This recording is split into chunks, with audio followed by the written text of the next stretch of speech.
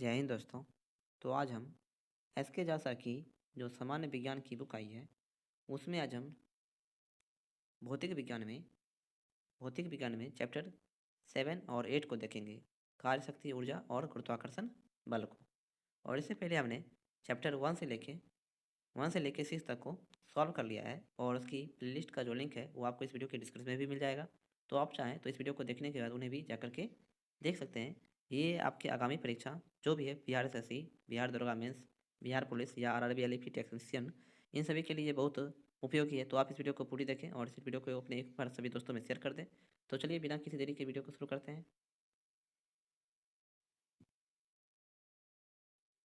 पहला सवाल है, गतिज ऊर्जा और स्थितिज ऊर्जा को सम्मिलित रूप से कहा जाता है। तो ऑप्शन सी, यांत्रिक ऊर्जा। अगला सवाल है, एक हल्के तथा एक भारी पिंड का संवेग समान है, किसकी गतिज ऊर्जा अधिक है। तो ऑप्शन ए, हल्के पिंड की। अगला सवाल है, कार्य करने में मानव शरीर द्वारा प्रयुक्त ऊर्जा होती है। तो ऑप्शन ए, स्थितिज ऊर्जा। कार्य करने में मानव शरीर द्वारा प्रयुक्त ऊर्जा होती है स्थितिज ऊर्जा। अगला सवाल है, एक हॉर्स पावर बराबर होती है 746 वाट के। अगला सवाल है, एक प्रयुक्त बल तथा पिंड की विस्थापन एक दूसरे से 90 डिग्री पर बनता हो तो किया गया कार्य क्या होगा। तो किया गया कार्य क्या हो जाएगा। तो ऑप्शन ए, शून्य। यदि कोण जो है 90 डिग्री का बने तो हमेशा कार्य जो है ये शून्य होता है, आप ये याद रखिएगा। अगला सवाल है, आकार में बदलाव के कारण शरीर द्वारा प्राप्त ऊर्जा कहा जाता है। आकार में बदलाव के कारण शरीर द्वारा प्राप्त ऊर्जा को कहा जाता है ऑप्शन बी, प्रत्यास्थ स्थितिज ऊर्जा। प्रत्यास्थ स्थितिज ऊर्जा। अगला सवाल है, 1 किलोवाट घंटा बराबर होती है तो ऑप्शन ए, 36 × 10⁻5 जूल के। 36 × 10⁻5 जूल के। अगला सवाल है, जब दो लोचदार पिंड आपस में जोर से टकराते हैं तो क्या होगा। ऑप्शन बी, दोनों पिंड दोबारा अपनी आरंभिक आकृति प्राप्त करने के लिए शुरू हो जाते हैं। दोनों पिंड दोबारा अपनी प्रारंभिक आकृति प्राप्त करने के लिए शुरू हो जाते हैं।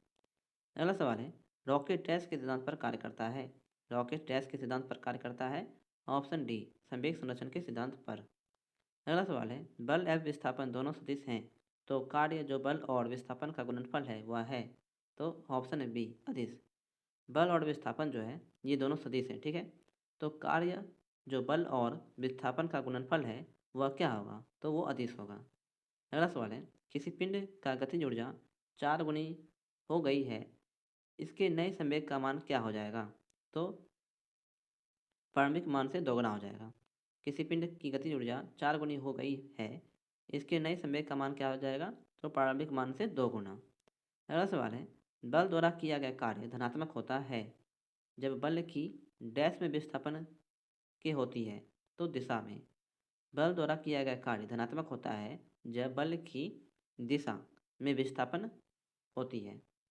अगला सवाल है, गतिज ऊर्जा और स्थितिज ऊर्जा सम्मिलित रूप को कहा जाता है। तो ऊपर भी देखा था हमने, यांत्रिक ऊर्जा। गतिज ऊर्जा और स्थितिज ऊर्जा सम्मिलित रूप को क्या कहा जाता है, यांत्रिक ऊर्जा।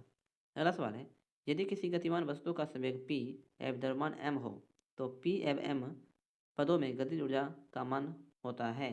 तो ऑप्शन डी, p²/2m। p²/2m। अगला सवाल है, एक हल्के एवं एक भारी पिंड की गतिज ऊर्जा समान है, किसका संवेग अधिक होगा। तो ऑप्शन ए, भारी पिंड का। एक हल्के एवं एक भारी पिंड की गतिज ऊर्जा समान है, किसका संवेग अधिक होगा। तो भारी पिंड का। अगला सवाल है, संवेग बराबर होती है क्या। ऑप्शन ए, द्रव्यमान गुना वेग। संवेग बराबर होती है द्रव्यमान गुना वेग। इंग्लिश में p बराबर mv। ठीक है। अगला सवाल है, एक ट्रक तथा एक कार समान गतिज ऊर्जा के साथ गतिशील हैं, उन्हें रोकने के लिए अगर बल प्रयुक्त किया जाता है तो ऑप्शन सी, दोनों ही ठहरने के पूर्व एक समान दूरी तय करेंगे। एक ट्रक तथा एक कार समान गतिज ऊर्जा के साथ गतिशील हैं, उन्हें रोकने के लिए अगर बल प्रयुक्त किया जाए तो दोनों को ठहरने से पूर्व एक समान दूरी तय करेंगे। अगला सवाल है, आदर्श मशीन की दक्षता बराबर होती है। आदर्श मशीन की दक्षता बराबर क्या होती है। तो n बराबर 100%। n बराबर 100%। अगला सवाल है, तेज गति से आने वाली क्रिकेट गेंद को पकड़ते समय एक क्षेत्र रक्षक अपनी बाहों को पीछे की ओर क्यों खींचता है? तो ऑप्शन सी, क्योंकि वह लंबे समय तक कम बल का अनुभव करता है। जब एक पिंड किसी अनंत तल पर लुढ़कता है तो इसके पास रहती है। तो ऑप्शन सी, दोनों गतिज एवं स्थितिज ऊर्जा। जब एक पिंड किसी अनंत तल पर लुढ़कता है तो इसके पास रहती है दोनों गतिज एवं स्थितिज ऊर्जा। अगला सवाल है, जब आप एक कॉइल स्प्रिंग को कंप्रेस करते हैं तो आप उस पर काम करते हैं, प्रत्यास्थ स्थितिज ऊर्जा डैश है? तो बढ़ती है। जब आप एक कॉइल स्प्रिंग को कंप्रेस करते हैं तो आप उस पर काम करते हैं, प्रत्यास्थ स्थितिज ऊर्जा क्या होगी? तो बढ़ती है। अगला सवाल है, किसी बल द्वारा एक कण को जो एक बिंदु से दूसरे बिंदु तक विस्थापित करने में किया गया कार्य दोनों बिंदुओं के बीच के मार्ग पर निर्भर नहीं करता, तो इस प्रकार के बल को कहा जाता है? तो निश्चित रूप से नहीं कहा जा सकता है। किसी बल द्वारा एक कण को एक बिंदु से दूसरे बिंदु तक विस्थापित करने में किया गया कार्य दोनों बिंदुओं के बीच के मार्ग पर निर्भर नहीं करता है, तो इस प्रकार के बल को क्या कहा जाता है? निश्चित रूप से नहीं कहा जा सकता है। अगला सवाल है, एक बंद मार्ग पर किसी संरक्षित बल द्वारा किया गया कार्य होता है? तो न्यूनतम। एक बंद मार्ग पर किसी संरक्षित बल द्वारा किया गया कार्य होता है तो न्यूनतम। द्रव्यमान और वेग का गुणनफल क्या कहलाता है? द्रव्यमान और वेग का गुणनफल क्या कहलाता है? ऑप्शन बी, संवेग। अगला सवाल है, किसी गतिशील पिंड का वेग आधा करने से उसकी गतिज ऊर्जा हो जाती है? तो ऑप्शन डी, चौथाई। किसी गतिशील पिंड का वेग आधा करने से उसकी गतिज ऊर्जा हो जाती है तो चौथाई। अगला सवाल है, तो इस चैप्टर में इतने ही ऑब्जेक्टिव प्रश्न थे। तो अब हम अगले चैप्टर को देखते हैं। चैप्टर 8 है गुरुत्वाकर्षण या ग्रेविटेशन। गुरुत्वाकर्षण या ग्रेविटेशन। तो चलिए इस चैप्टर के ऑब्जेक्टिव प्रश्नों को अब देखा जाए। पहला सवाल है, किसी वस्तु पर लगने वाला गुरुत्वाकर्षण बल को कहा जाता है? किसी वस्तु पर लगने वाले गुरुत्वाकर्षण बल को क्या कहा जाता है? ऑप्शन ए, भार। अगला सवाल है, विकल्पों में उल्लेखित तथ्य में कौन सा गुरुत्वाकर्षण के सार्वभौमिक नियम द्वारा समझाया नहीं गया है? विकल्पों में उल्लेखित तथ्यों में कौन सा गुरुत्वाकर्षण के सार्वभौमिक नियम द्वारा समझाया नहीं गया है? तो ऑप्शन बी, ग्रहों के चारों ओर सूर्य की गति। ग्रहों के चारों ओर सूर्य की गति को। अगला सवाल है, निम्न में से डैश एक कमजोर बल है? निम्न में से डैश एक कमजोर बल है? तो ऑप्शन बी, गुरुत्वाकर्षण बल जो है ये कमजोर बल है। अगला सवाल है, गुरुत्वाकर्षण नियतांक कैपिटल जी का मान क्या होता है? गुरुत्वाकर्षण नियतांक कैपिटल जी का मान क्या होता है? ऑप्शन डी, 6.6734 गुणे 10⁻⁻11 Newton meter square per kg square. 6.6734 गुणे 10⁻⁻11 Newton meter square per kg square. अगला सवाल है, ब्रह्मांड में किन्हीं दो निकायों के बीच गुरुत्वाकर्षण बल डैश पर निर्भर नहीं करता है? तो ऑप्शन डी, उनके द्रव्यमान के योग पर। ब्रह्मांड में किन्हीं दो निकायों के बीच गुरुत्वाकर्षण बल डैश पर निर्भर नहीं करता है तो उनके द्रव्यमानों के योग पर। अगला सवाल है, दो बिंदुओं के बीच की दूरी को यदि दोगुना कर दिया जाए तो इन दोनों के बीच बल पर क्या प्रभाव पड़ेगा? तो गुरुत्व बल 4 के गुणक से कम होगा। दो वस्तुओं के बीच की दूरी को यदि 2 गुना कर दिया जाए तो इन दोनों के बीच बल पर क्या प्रभाव पड़ेगा? तो गुरुत्व बल जो है 4 के गुणन से कम होगा। अगला सवाल है, ब्रह्मांड में प्रत्येक वस्तु एक अन्य वस्तु को एक बल के साथ आकर्षित करती है जो डैश के वर्ग के विपरीत अनुपातिक है? तो ऑप्शन सी, उनके मध्य दूरी के। अगला सवाल है, दिए गए दो कथनों ए और बी में से कौन सा सत्य है? गुरुत्वाकर्षण बल क्या है? तो ऑप्शन सी, केवल ए सत्य है जबकि बी असत्य है। ठीक है, दो वस्तुओं के द्रव्यमान के गुणन का सीधा अनुपातिक होता है गुरुत्वाकर्षण बल, ये सही है। दो वस्तुओं के द्रव्यमान के गुणन का सीधा अनुपातिक होता है गुरुत्वाकर्षण बल, ये सही है। अगला सवाल है, सार्वत्रिक गुरुत्वाकर्षण नियतांक कैपिटल जी का SI मात्रक क्या है? कैपिटल जी का SI मात्रक क्या है? तो option B, newton meter square per kg square. Newton meter square per kg square. Capital G का मान किसने खोजा था? तो हेनरी कैवेंडिश ने। अगला सवाल है, निम्न में से कौन सा प्लेनेटरी बॉडीज के लिए केपलर के नियमों में से एक सही है? तो ऑप्शन डी, कब सी अवधि ग्रह के द्रव्यमान पर निर्भर होती है? निम्न में से कौन सा प्लेनेटरी बॉडीज के लिए केपलर के नियमों में से एक सही है? तो कब सी अवधि ग्रह के द्रव्यमान पर निर्भर होती है? ऐसे ही सवाल दोस्तों आपको एग्जाम में पूछे जाएंगे, तो वीडियो को गौर से देखें और समझने का प्रयास करें। अगला सवाल है, ब्रह्मांड की प्रत्येक वस्तु एक बल के साथ प्रत्येक अन्य वस्तु को आकर्षित करती है, जो होता है तो उनके द्रव्यमान के गुणन के अनुपातिक और उनके बीच की दूरी के वर्ग के व्युत्क्रमानुपाती।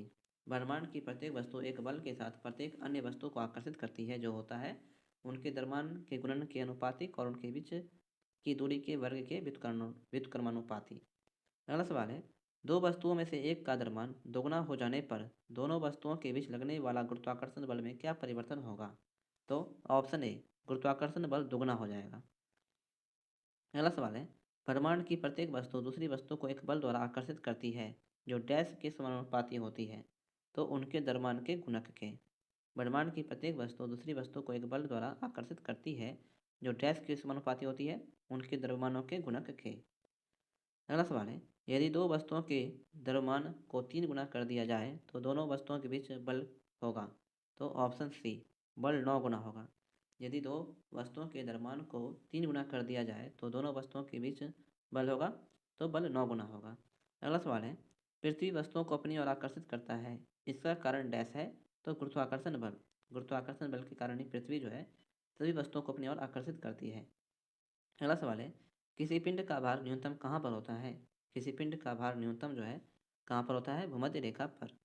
अगला सवाल है, गुरुत्वाकर्षण बल डैश वस्तुओं के बीच मौजूद होता है, परंतु इसे तब तक महसूस नहीं किया जा सकता जब तक कि वस्तुओं का द्रव्यमान बहुत अधिक जैसे कि ग्रहों में नहीं होता।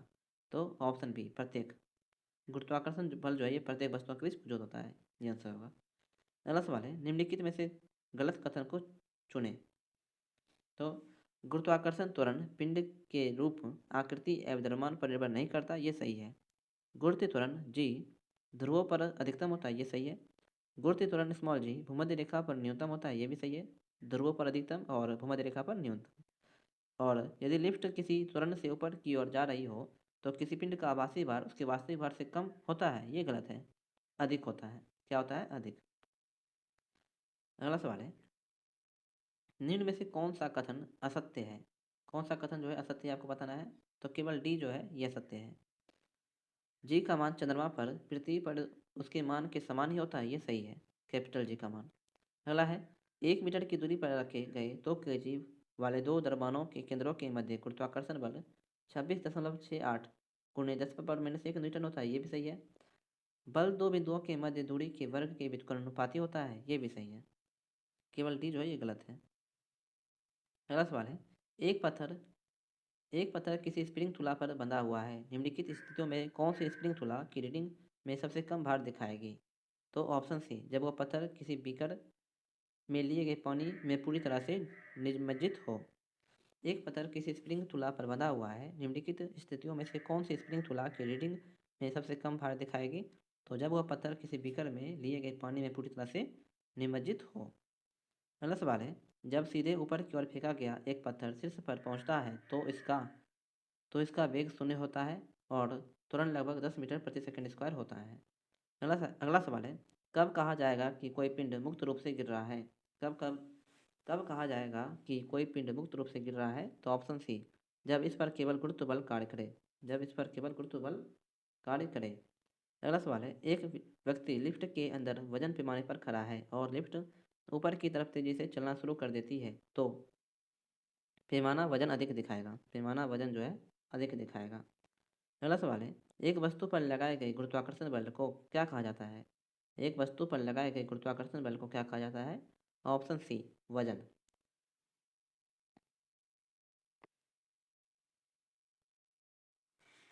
अगला सवाल है, आसमान की ओर फेंका गया पत्थर पृथ्वी की ओर वापस क्यों आती है? तो ऑप्शन डी, एक बल होता है जो इसे भूमि की ओर खींचता है। यहाँ पे जो है क्लियर नहीं दिख रहा है दोस्तों, तो आप मेरी आवाज़ को ही ध्यान से सुनिएगा। अगला सवाल है, जब एक वस्तु ऊपर की ओर फेंके जाने पर अपने शीर्ष पर पहुंचती है तो इसका क्या होगा? तो ऑप्शन बी, वेग शून्य होता है और इसका त्वरण लगभग 10 मीटर प्रति सेकंड होती है। ठीक है। अगला सवाल है, गुरुत्वजनित त्वरण को कैसे दर्शाया जाता है? गुरुत्वजनित त्वरण को कैसे दर्शाया जाता है? ऑप्शन बी, अंग्रेजी के छोटे अक्षर जी से। ठीक है, इसका मान कितना होता है? 9.8। 9.8। चंद्रमा पर आवाज़ क्यों नहीं सुनी जा सकती है? चंद्रमा पर आवाज़ क्यों नहीं सुनी जा सकती है? ऑप्शन सी, चंद्रमा पर कोई वायुमंडल नहीं है और ध्वनि बिना माध्यम की यात्रा नहीं कर सकती है, इसलिए। अगला सवाल है, गुरुत्वाकर्षण द्वारा किया गया कार्य किस पर निर्भर करता है? गुरुत्वाकर्षण द्वारा किया गया कार्य किस पर निर्भर करता है? ऑप्शन ए, वस्तु की आरंभिक और अंतिम अवस्थाओं की ऊर्ध्वाधर ऊंचाइयों के अंतर पर। अगला सवाल है, गुरुत्वाकर्षण का सार्वभौमिक नियम डैश पर लागू होता है? तो ऑप्शन बी, वस्तुओं के किसी भी युग्म पर।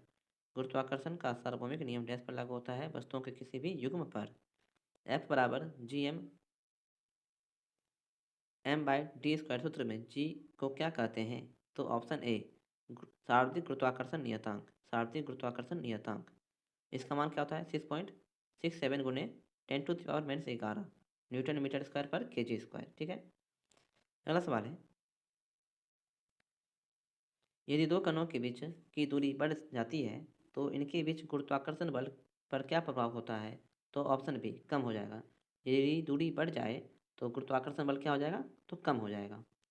अगला सवाल है, दो वस्तुओं के बीच गुरुत्वाकर्षण बल F है। यदि दोनों वस्तुओं के बीच की दूरी को परिवर्तित किए बिना उनके द्रव्यमान को आधा कर दिया जाए तो गुरुत्वाकर्षण बल हो जाएगा, तो F/4। ठीक है, पृथ्वी वस्तुओं को अपनी ओर आकर्षित करती है, यह डैश के कारण होता है। पृथ्वी वस्तुओं को अपनी ओर आकर्षित करती है, यह डैश के कारण होता है। ऑप्शन ए, गुरुत्वाकर्षण बल के कारण।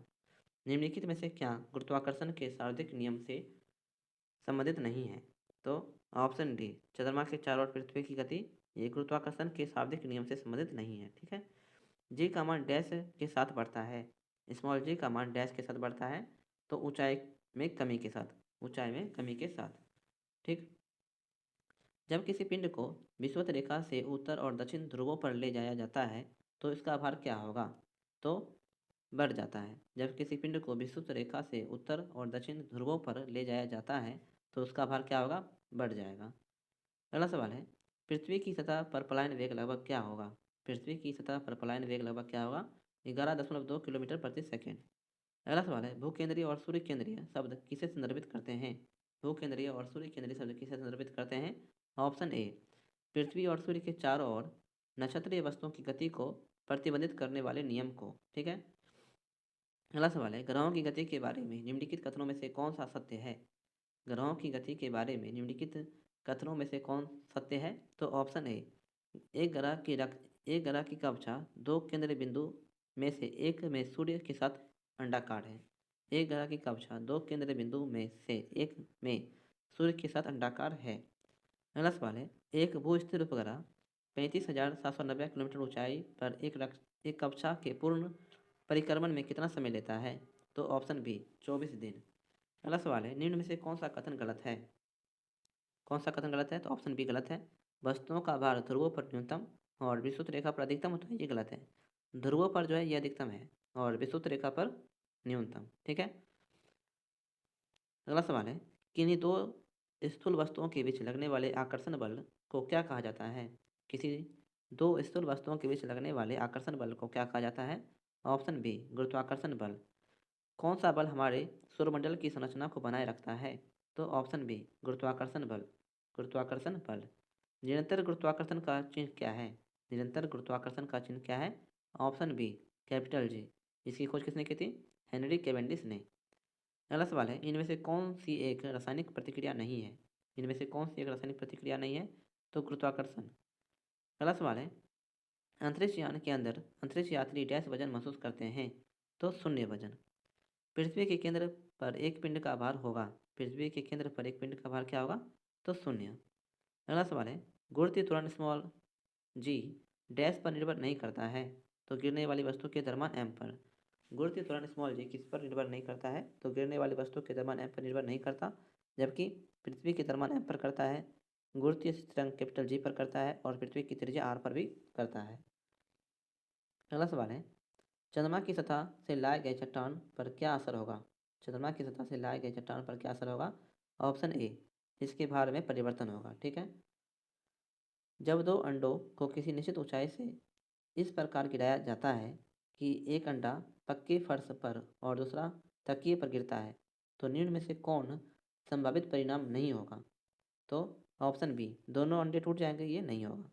तकिए वाला जो है वो बच सकता है, और जबकि फर्श पर जो गिराया जा रहा है उसका तो टूटना निश्चित ही है। ठीक है। अगला सवाल है, किसी वस्तु का भार सार्वत्रिक होता है, किसी वस्तु का भार सार्वत्रिक होता है। ऑप्शन ए, ध्रुव पर डैश के अनुसार जी का मान घटता है, डैश के अनुसार जी का मान घटता है तो ऊंचाई के अनुसार। ठीक है। निम्न में से कौन सा कथन सत्य है? तो ए, केवल बी और डी जो है ये सत्य है। माउंट एवरेस्ट जी का मान लेस देन जी। ठीक है। और डी में क्या है, एक गेंद को लंबवत फेंकने पर 15 सेकंड के बाद जमीन पर वापस आती है, इसका वेग कितना हो जाएगा? 150 मीटर पर सेकंड। ये भी सही है। ठीक है। अगला सवाल है, पृथ्वी की सतह से एच गहराई पर तथा पृथ्वी की सतह से एच ऊंचाई पर गुरुत्वाकर्षण का अनुपात क्या होगा? जहाँ आर ई पृथ्वी की त्रिज्या है तो एच के साथ रेखीय ढंग से बढ़ेगा, एच के साथ रेखीय ढंग से बढ़ेगा। अगला सवाल है, जी का मान जो है पृथ्वी के केंद्र की ओर जाने पर कम होता है, जी का मान पृथ्वी के केंद्र की ओर जाने पर कम होता है। अगला सवाल है, मुक्त रूप से गिरने के दौरान पिंड किस स्थिति में होता है? मुक्त रूप से गिरने के दौरान पिंड किस स्थिति में होता है? तो भारीनता की स्थिति में, भारीनता की स्थिति में। ठीक है।